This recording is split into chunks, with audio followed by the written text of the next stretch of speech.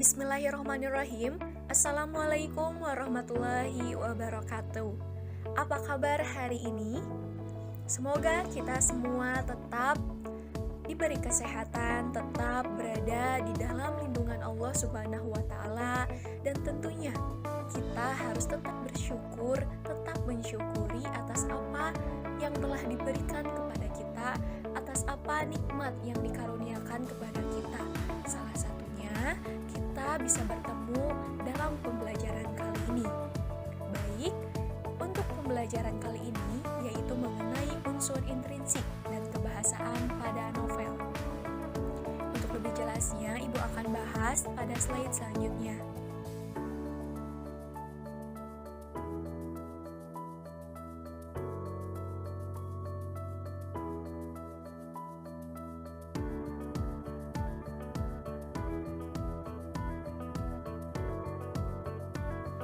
Pembahasan yang akan disampaikan pada pertemuan kali ini yaitu mengenai unsur intrinsik dan kebahasaan pada novel. Apa saja yang termasuk pada unsur intrinsik dan kebahasaan pada novel? Yang pertama, tema. Yang kedua, tokoh dan penokohan. Yang ketiga, latar. Yang keempat, alur dan plot. Yang kelima, sudut pandang. Yang keenam, amanat. Dan yang ketujuh adalah gaya bahasa.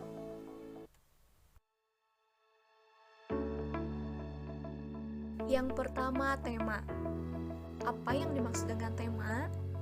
Tema adalah gagasan utama yang ingin disampaikan pengarang terhadap novel yang akan ditulisnya.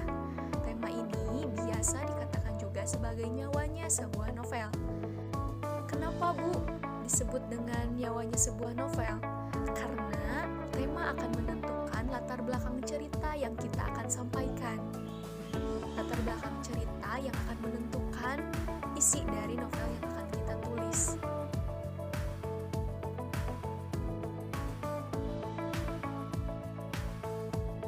Yang kedua yaitu tokoh dan penokohan.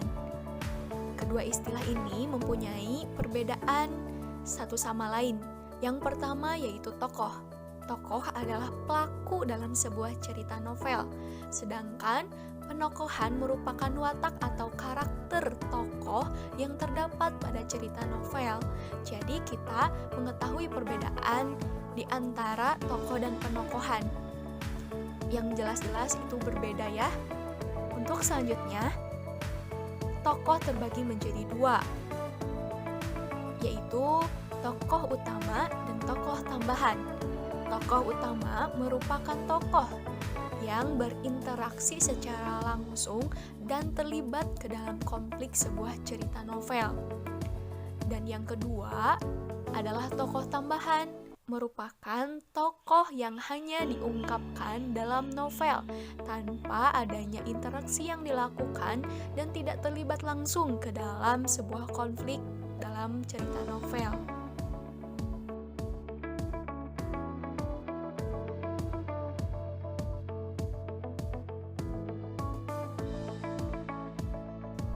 Yang selanjutnya yaitu latar. Latar merupakan gambaran tempat, waktu, dan suasana. Latar terbagi menjadi tiga, yaitu latar tempat, latar waktu, dan latar suasana. Kita bahas satu-satu. Yang pertama, latar tempat. Apa sih yang dimaksud dengan latar tempat? Latar tempat ini menjelaskan di mana kejadian atau peristiwa dalam novel terjadi. Yang kedua yaitu latar waktu. Latar waktu menjelaskan kapan terjadinya peristiwa dalam sebuah novel. Dan yang terakhir yaitu latar suasana, menjelaskan bagaimana gambaran suasana yang terjadi pada sebuah novel.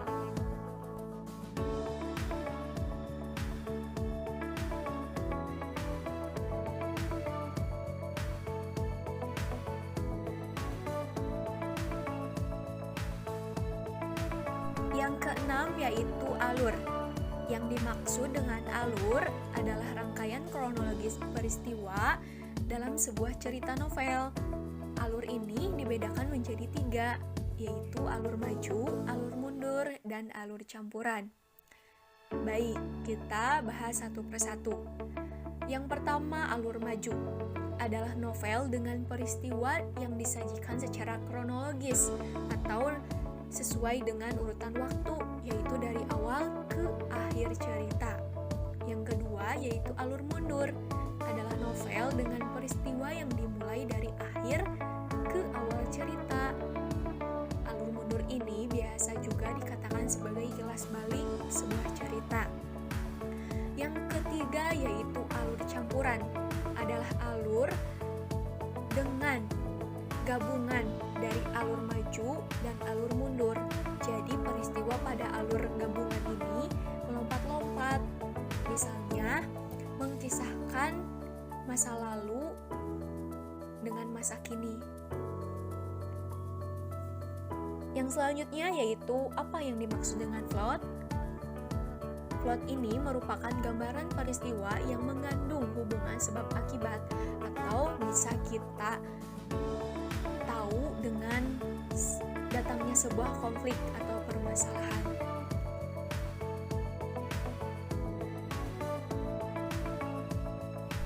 Baik, yang selanjutnya yaitu sudut pandang. Sudut pandang ini berisi pandangan pengarang terhadap sebuah novel yang ditulisnya. Bisa saja pengarang menjadi orang pertama atau menjadi orang ketiga. Sudut pandang ini terbagi menjadi dua, yaitu sudut pandang orang pertama dan sudut pandang orang ketiga. Sudut pandang orang pertama adalah pengarang terlibat langsung ke dalam sebuah cerita yang ditulisnya, yang ditandai dengan penggunaan kata ganti orang pertama, yaitu saya, aku, dan sebagainya. Yang kedua, sudut pandang orang ketiga adalah pengarang tidak terlibat langsung ke dalam cerita yang ditulisnya, ditandai dengan penggunaan kata ganti orang ketiga, yaitu dia, mereka, dan sebagainya.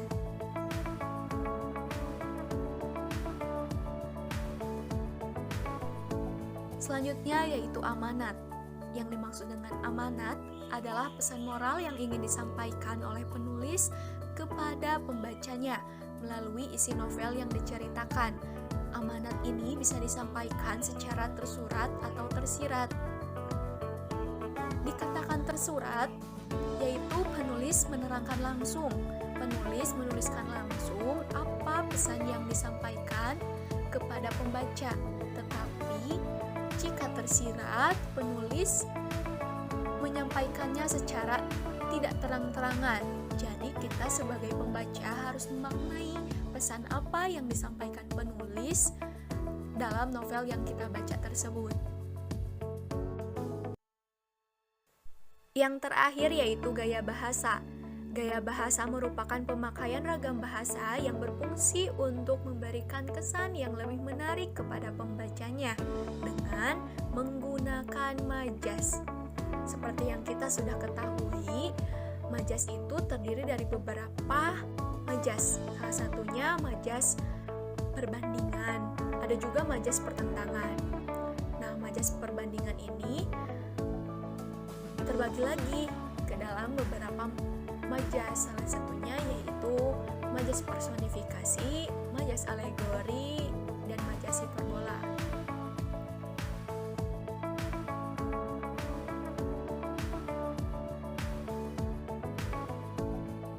Alhamdulillah, materi hari ini sudah tersampaikan. Adapun kesimpulannya pada materi ini yaitu mengenai unsur intrinsik dan kebahasaan pada novel, terdiri dari tema, tokoh dan penokohan, latar, alur dan plot, sudut pandang, amanat, dan yang terakhir yaitu gaya bahasa. Ibu meminta kalian tidak cukup belajar dengan apa yang ibu sampaikan saja, tetapi kalian harus mencari referensi lain, harus inisiatif sendiri mendalami materi yang ibu sampaikan.